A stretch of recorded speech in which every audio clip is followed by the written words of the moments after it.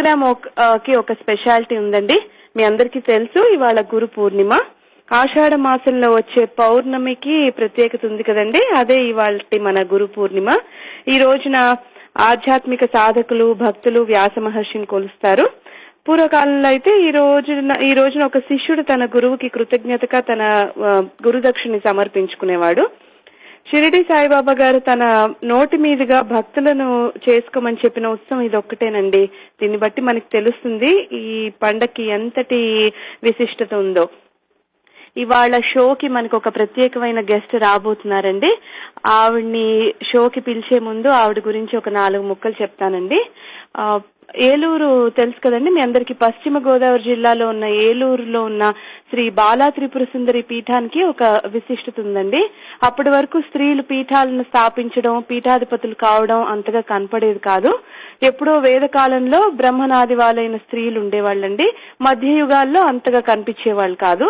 అటువంటి పరమ ఛాందసులుగా పరిగణింపబడే కొక్కొండ వెంకటరత్నం పంతులు గారే ఆయన తర్వాత ఆయన పూజా పీఠానికి వారసురాలుగా ఆయన కుమార్తెను కమలాంబికాదేవి గారిని ప్రకటించారండి.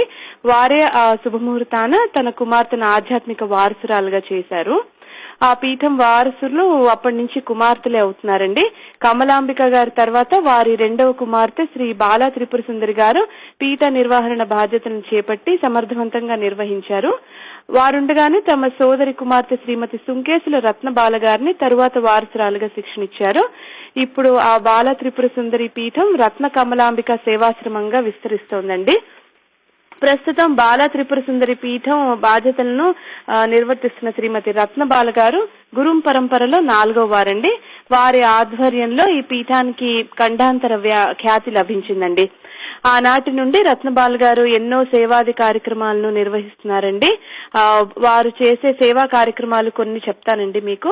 ఆర్థికంగా వెనుకబడిన వారికి వివాహాది శుభకార్యాలు జరపడం, విద్యాదానం, వైద్య సదుపాయం, అలాగే ఆంధ్ర స్త్రీలకు ఆర్థిక సహాయం, పేదలకు, అనాథ పిల్లలకు అన్నదానం, వృద్ధాశ్రమం ఏర్పాటు చేయడం, స్త్రీలకు ఆర్థికంగా ముందుకు వెళ్లడానికి శిక్షణా తరగతులు నిర్వహించడం, ఇంగ్లీష్ నేర్పించడం, పిల్లలకు శ్రీ సూక్తం, పురుష సూక్తం, మంత్రపుష్పం, గాయత్రి మంత్రం ఇలాంటివన్నీ చెప్పడం, వివాహాలు, ఉపనయనములు, షష్ఠి పూర్తి మహోత్సవాలు నిర్వహించడం, ఇలా అనేక కార్యక్రమాలు, సాంస్కృతిక కార్యక్రమాలు, స్త్రీల నోములు, లక్ష కుంకుమార్చనలు, హోమాలు, ఒకటేమిటి ఎన్నో కార్యక్రమాలు చేస్తున్నారండి.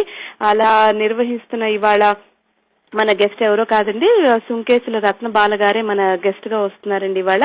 ఆవిడ్ని ఈ కార్యక్రమానికి పిలవడం నా అదృష్టంగా భావిస్తున్నాను. వారిని మన షోలోకి ఇన్వైట్ చేసే ముందు ఒక చక్కటి పాట విందామండి.